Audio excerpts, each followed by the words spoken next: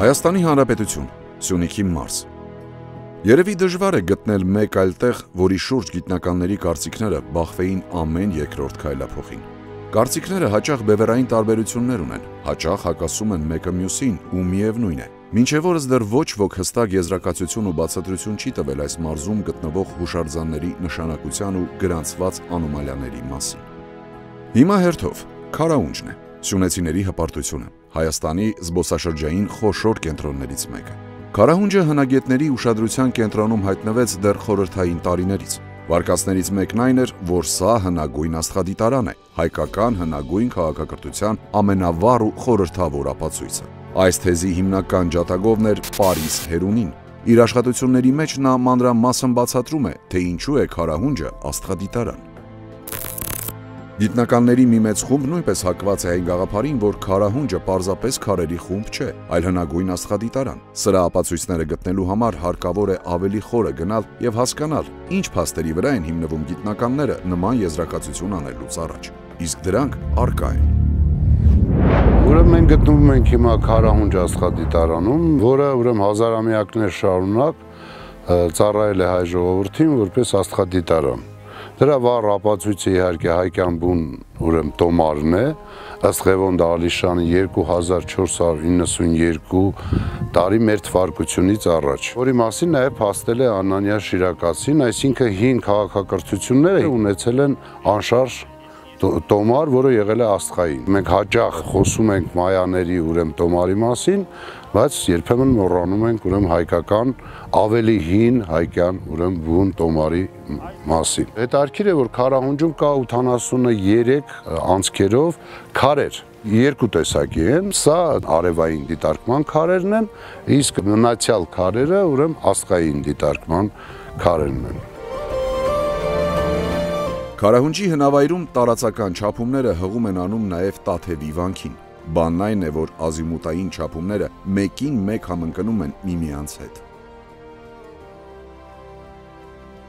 Հիմա մենք կարող ենք շատ հասարակ մի չափագրում կատարել, ուղղակի վերցնել, բջջային հեռախոսով չափագրել, որ սա ուրեմն 98-ից 100 այդ ազիմուտն է, եւ նույն չափագրումը կատարել ուրեմն Տաթևիսյան ուրեմն ազիմուտալ ուղղվածությունը, նույն չափագրումը կատարել որոտնավանքում եւ տարբեր ժամանակաշրջաններում մենք միևնույն գիտությունը, գիտելիքը տեսնում ենք այլ ժամանակաշրջանում, այո։ Բոլորը գիտեն, որ մեր բոլոր ուրեմն անխտիր ուրեմն հայկական այդ կենտրոնագմբեթ Խաչաձև եկեղեցիները հենց արևելյան ուղղվածությունը ունեն, ցույց են տալիս ուղիղ 90 աստիճանա։ Մասնագետների մեկ այլ խումբ հակված են, որ զորած քարերը դրանք ծիսական վայրեր են եղել։ Դա են փաստում պեղումների ժամանակ գտած մարդկային մնացորդները։ Հետո նրանք պնդում են, թե ինչու Քարահունջը չի կարող աստղադիտարան լինել։ Ժամանակակից գիտնականները հաշվարկներն անում են աստղերի ներկայիս դասավորությունը հաշվի առնելով։ Այժմյան չափանիշներով գուցե դա տրամաբանական է, սակայն տասնյակ հազարավոր տարիներ առաջ աստղերն ու համաստեղությունները բոլորովին այլ դասավորություն են ունեցել։ Այս հարցում հերուն ու համախոհներն ունեն երկաթե հակափաստարկ։ Պատկերացրեք 5000 տարի առաջ, եթե մարդը չիմանար աստղագիտություն, տիեզերագիտություն, ինչպես է իմացել, որ տարին 365 օր եւ 6 ժամ է։ Կոնկրետ, ինչով է չափագրել։ Միայն աստղագիտություն։ Պետք է դու իմանաս առնվազն 1 պրեցեսիոն ժամանակաշրջանի մասին։ Այդ գիտությունը պետք է իմանաս, որպեսզի կարողանաս այդ հարցերին պատասխանես։ Իսկ այդ մեկ շրջանը, մեկ պերիոդը 25920 տարի է։ Այ քեզ ուրեմն առեղծված։ Ուրեմն պետք է վերանայել մարդկության քաղաքակրթության պատմությունը եւ այլ ուրեմն տեսանկյուններից նայել։ Քարահունջը նաև վառ ապացույցն է հազարավոր տարիներ առաջ վերացած մեր նախնիների ու նրանց քաղաքակրթության վերաբերյալ։ Ովքեր են նրանք, ինչ քաղաքակրթություն են ունեցել, հայտնի չէ։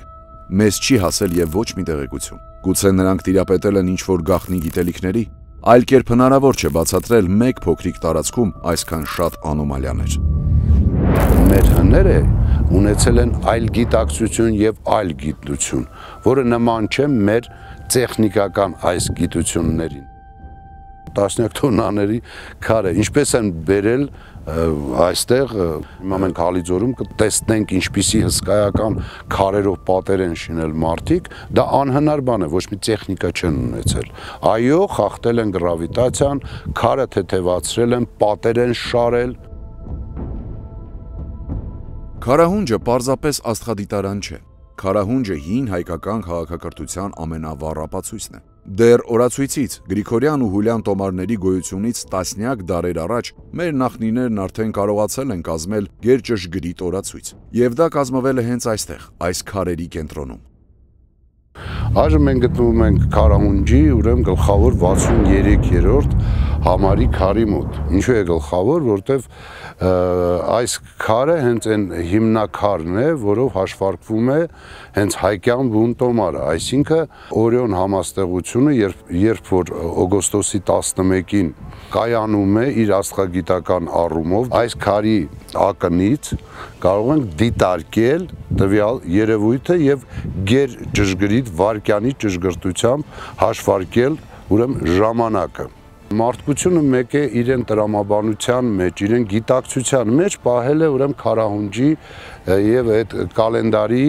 Օրիոն համաստեղության, որին տարբեր ազգեր ուրեմն տվել են իրենց անվանումը։ Եթե հայերը կոչել են Հայկի համաստեղություն, հին եգիպտացիները կոչել են Ասարի կամ հետագայում հունականացված Օսիրիսի համաստեղություն եւ այլն։ Մեր նախնիների զարգացած քաղաքակրթության ու կորսված գիտելիքների մասին են փաստում նաև ժամանակակից սարքավորումները։ Ինչպես են մարդիկ հազարավոր տարիներ առաջ այսքան ճշգրիտ որոշել նոր տարվա սկիզբը։ Բանն այն է, որ օգոստոսի 11-ին նավասարդին տեղի են ունենում էներգետիկ դաշտերի կտրուկ տատանումներ։ Ինչպես են հին մարդիկ զգացել ու որ ամենակարևորն է չափել այդ տատանումները։ Ֆիզիոլոգիա ինստիտուտի ուրեմն գիտնականները ունեն բիոսկոպ կոչվող կենսադաշտերի չափագրիչ սարք։ Մեր գիտնականների հետ համատեղ ռուս եւ հայ նույն սարքավորումներով այդ օրը չափագրում կատարեցինք եւ մենք ստացանք Հայկ Օրիոնի, այսպես ասած, ազդակը։ Նա ազդարարեց տարվա ուրեմն ավարտը եւ սկիզբը։ Արդեն բազմից տարիներ գիտնականները ցույց են տալիս, որ կան որոշակի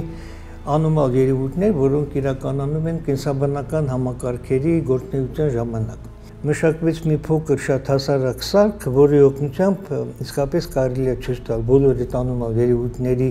առկայությունը եւ նույնիսկ հասկանալ ինչ է կատարում, ինչ մեխանիզմներ կան ուրեմն այդ երևույթների հիմքում։ Օրինակ օգոստոսի 11-ին մենք արդեն մի քանի տարի փորձում ենք գրանցել մինչև 11-ին եւ հետո մի քանի մյուս օրերը, որպեսզի տեսնենք իսկապես կա տարբերություն։ Արդեն մի օր առաջ սկսում է ինչ-որ տատանումների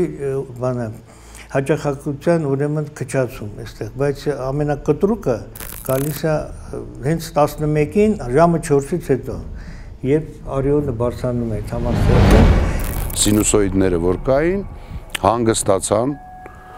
ուղիղ գիծ գծվեց, արևը դուրս եկավ եւ նորից դաշտը սկսեց աշխատել։ Սա հրաշք է։ Քարահունջը սակայն մարզի միակ անոմալիան չէ։ Պատային շարված կա, իհարկե զարմանալի մեծության քարեր են, դժվար է պատկերացնել թե ծանրության քարերը ոնց կարելի է բարձրացնել իրար վրա դնել եւ ընդհանրապես այսպեսի պատ կառուցել, բայց սա փաստ է, որ մենք այս հատվածում, այս փոքրիկ հատվածում ուրեմն կարողանում ենք տեսնել։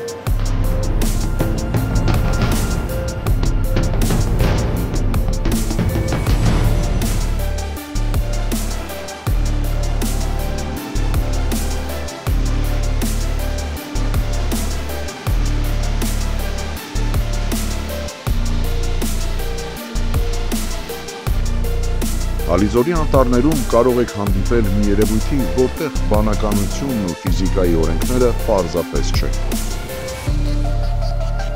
Շփոթված են այս անքոն տանազան տոննայանոց քարեր, որը ժամանակին այդ արհավիրքը եղել է մեր մոլորակի գլխին եւ այդ քարուքանդա, այսպես ասած, մենք այստեղ տեսնում ենք այդ արհավիրքի հետքերը։ Եվ քանի որ այդ ուժային ալիքը նաև ունեցել է ջերմային, ուրեմն ֆակտոր, ուրեմն հալածրել է շատ քարերի եւ այդպես երկու հալված քար այստեղ են եւ մի քանի հատ էլ մենք այն կողմերն ենք տեսնում, ավելի մեծն էլ կա, ավելի փոքրն էլ կա։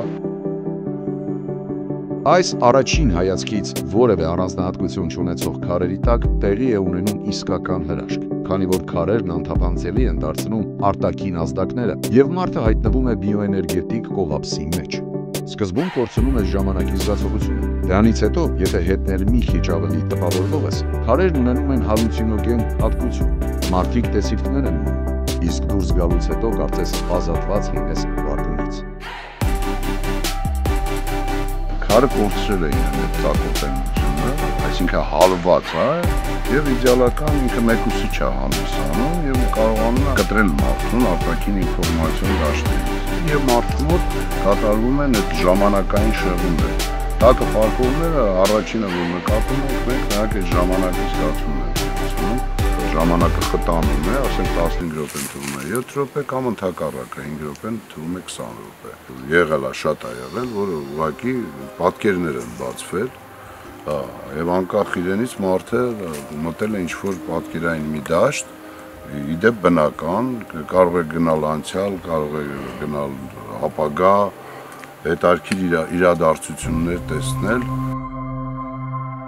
Մեր գաղափարով այդ աուրան, որը մենք ունենք, այս հայլին եւս ունենք։ Դա յուրահատուկ դաշտ է, որը գումարվում է մեր աուրայի վրա եւ փոխում է մեր վիճակը։ Այդ բոլոր փոփոխությունները, որ մարդիկ այնտեղ զգում են, դա շնորհիվ իրանց աուրայի փոփոխման են։ Բիոսկոպը թույլ է տալիս հասկանալ հայլու աշխատանքը ինչու՞մն է կայանում։ Հիմա եթե մենք բիոսկոպը դնում ենք դուրսը եւ ներսը, սիգնալները էական տարբերվում են։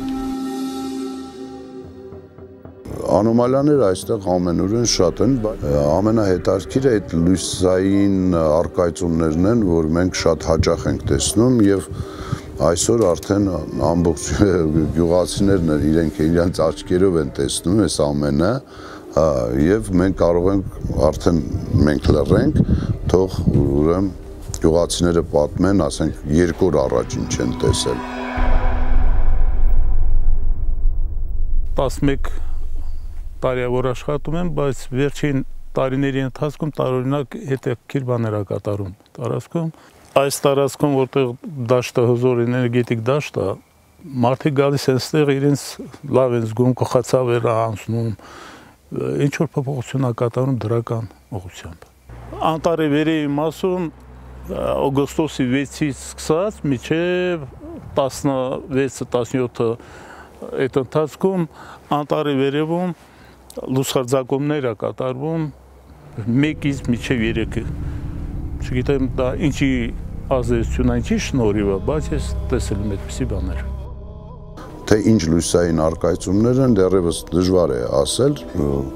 չգիտենք ոնց կոչենք, կոչում ենք անոմալ, առայժմս ասենք անոմալ,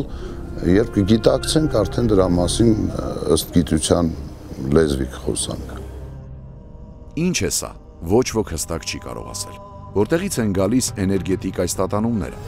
Սրա պատասխանը նույնպես ոչ ոք չունի։ Գիտնականներին մնում է միայն փաստել եղելությունը։ Ալիձոր, Քարահունչ, ուրեմն այլիներ, իհարկե ամեն ինչի մեջ կապ կա, տվյալ ժամանակաշրջանում երբ այդ քաղաքակրթությունը եղել է, իրանք պետք է լիներ այդ քաղաքակրթության բնակավայրերը, ըստ Գրեմ Հենկոկի 12000 տարեկան բնակավայր, համաշխարհային գիտնականներ արդեն փաստում են, որ 12000 տարի առաջ ուրեմն մեր մոլորակին ուրեմն երկնաքար է խփել, որի պատճառով ուրեմն մեծ կործանումն է եղել եւ ամբողջ մոլորակը քարուքանդ է եղել ուղղակի եւ այդ քաղաքակրթությունը ուրեմն կործանվել է։ Ամենայն դեպս այդ քաղաքակրթությունը որ կործանվեց, որոշ գիտելիքներ ամենայն դեպս մեզ պետք է փոխանցեին նրանք։ Ինչ կարային փոխանցեին, առաջին հերթին բացահայտը դա հենց այդ օրացույցն է, որ իրենք փոխանցել են։ Ինձ թվում է, որ Սյունիքը դա հենց Նոյան տապանն է, այսինքն այնտեղ պահպանվել է այդ իմացյալների մի փոքր խումբ, որոնք կարողացել են հետագայում իրենց այդ գիտելիքները ուրեմն փոխանցել ուրեմն աշխարհին։ Մենք այսօր չէ ֆիզիոլոգիա ինստիտուտի հետ ուրեմն չափորոշիչ սարքերով իմացանք, որ այդպիսի երևույթ կա, այդպիսի ազդարար կա, ազդակ կա, այո, փաստորեն մեր նախնիկ դրա մասին իմացել են, հստակորեն մենք հասկանում ենք, այլապես նրանք նոր ասի ժամանակաշրջան չէին ձևակերպի, եթե ուշադիր նայենք, լինենք, կհասկանանք, որ մեծ իմացություն կա այս մի քանի բառերի մեջ։ Ինչ է իրականում կատարվում Սյունիքի մարզի բիոէներգետիկ դաշտի հետ, ոչ ոք հստակ չի կարող ասել։ Արդարության համար նշենք, որ ոչ ոք երբեք չի էլ փորձել խելքը գլխին ուսումնասիրել, իսկ քարահունջը իրականում ինչի համար են նախատեսված եղել այս հսկա քարերը, ինչպես են սրանցով աստղերին հասել, չափել ու դիտարկել մեր նախնիներն ու ինչ են ցանկացել մեզ փոխանցել դրանց միջոցով։ Գիտնականները դեռ չեն եկել ընդհանուր հայտարարի։ Ինչու են մեր նախնիներն այսքան շատ հանելուկներ թողել իրենց սերունդներին։ Մեզ մնում է միայն ենթադրել ու հիանալ։